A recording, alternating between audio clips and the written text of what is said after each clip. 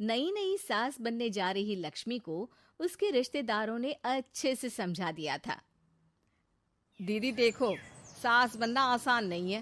कहने को बहू आ जाती है, लेकिन सारे घर में हक ऐसे कर लेगी जैसे तुमने तो इतने साल से घर के लिए कुछ किया ही ना हो। और नहीं तो क्या, मेरी वाली ने तो घर का नक्शा ही चेंज करवा दिया था। कहती है खिड़की यहाँ नहीं वहाँ करो, दरवाजा इस दिशा से खोलो और न जाने क्या क्या। अरे बताओ, 20 साल से क्या मैं गलत खिड़की दरवाजे के साथ रह रही थी? तभी वहाँ बेटी आ जाती है। हाँ माँ, और पक्का भाभी आने के बाद तो मेरा हाल बुरा ही होना है। तुम हर बात पर मुझे इग्नोर करोगी। हे भगवान, इतना सब कुछ होता है बहू के आ जाने पर, मुझे तो पता ही नहीं था।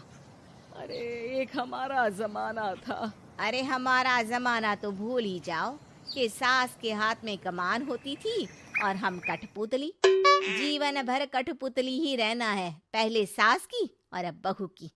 खैर, मुर्गे की अम्मा कब तक खैर मनाती। हो जाती है बेटी की शादी और घर आ जाती है प्यारी सी पल्लवी। माँ जी चाय लीजिए।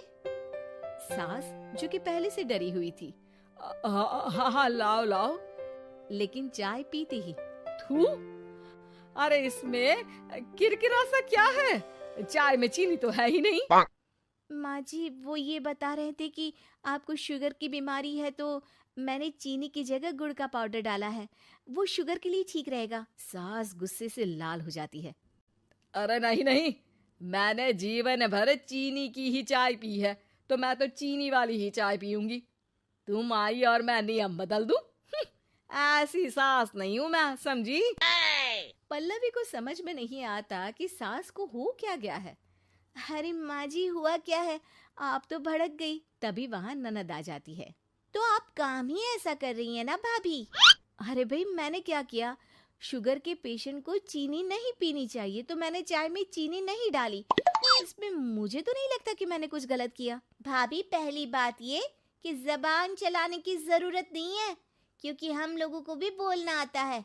बाकी आपका क्या मतलब है कि हम लोग माँ का ख्याल नहीं रखते हैं? आपको ही सारी साइंस की नॉलेज है। पल्लवी समझ जाती है कि इन लोगों के दिमाग में बहू को लेकर धारणा गलत ही है, इसलिए वो बिना कुछ बोले वहां से चली जाती है।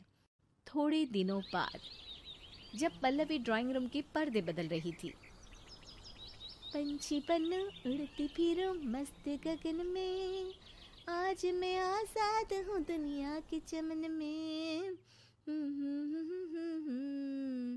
वाह जी वाह, आजाद होना तो अच्छी बात है, लेकिन हम लोग भी गुलाम नहीं है। ये पर्दे किससे पूछकर बदले जा रहे हैं, जरा बताओगी? अरे सासू माँ, जब से आई हूँ सोच रही थी कि पर्दे ठीक नहीं है। पता है पर्दे इतने हल्के हैं कि दिन में बाहर से पूरा घर दिखता है, लोग झांकते हुए रास्ते से निकलते हैं, ये मुझे अच्छा नहीं लगता है। अरे वाह जी वाह, 5 साल से तो ये पर्दा लगा है, तब तो लोगों ने झांका नहीं। आज तुम आई हो तो लोग घर में झांकने लग गए, क्यों? अरे भाभी, आपको ये तो नहीं लगता कि आप हीरोइन जैसी दिखती हो या इतनी सुंदर हो कि लोग आपको झांक झांक कर देखते रहें? मैं भी रहती हूँ इस घर में, लेकिन मजाल है। पल्लवी सर पर हाथ रख लेती है, पर्दे लगाकर पुराने पर्दों को हटा देती है और निकल जाती है। देखा माँ, इसे कहते हैं मनमर्जी। आपने मना किया, फिर भी भाभी ने पर्दे हटा ही दिए। ठीक है बेटा, शुक्र करना पर्दे ही हटाए हैं। अरे कहीं किसी दिन ये हमें ही ना हटा दे। ऐसे कैसे हटा देंगी, हम क्या पर्दे हैं? दिन बीतते हैं और एक दिन सास और ननद वॉक पर निकली होती है कि पड़ोसन, क्या बात है, आजकल तो आप लोगों की कोई खोज खबर ही नहीं है। तरस गए हम लोग तो। अरे नहीं नहीं, बस घर पर ही रहते हैं पहले जैसे। पहले भी तो इतनी ही खोज खबर थी ना। अरे नहीं नहीं, पहले की बात और थी।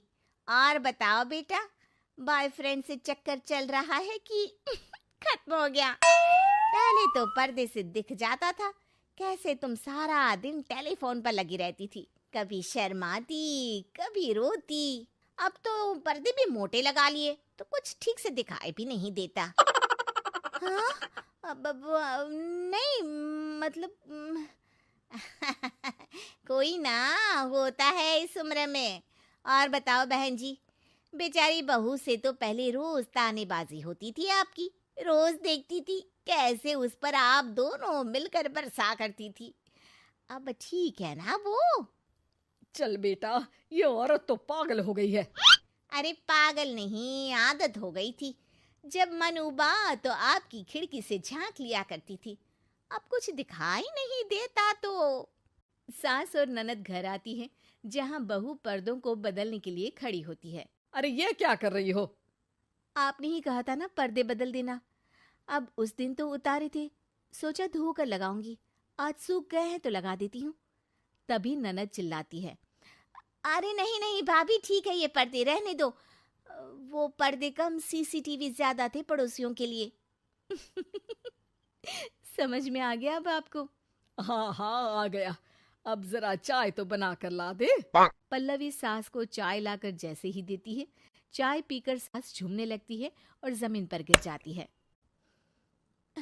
हाय रे भाभी, क्या मिलाकर पिला दिया माँ को, वो तो गिर ही गई।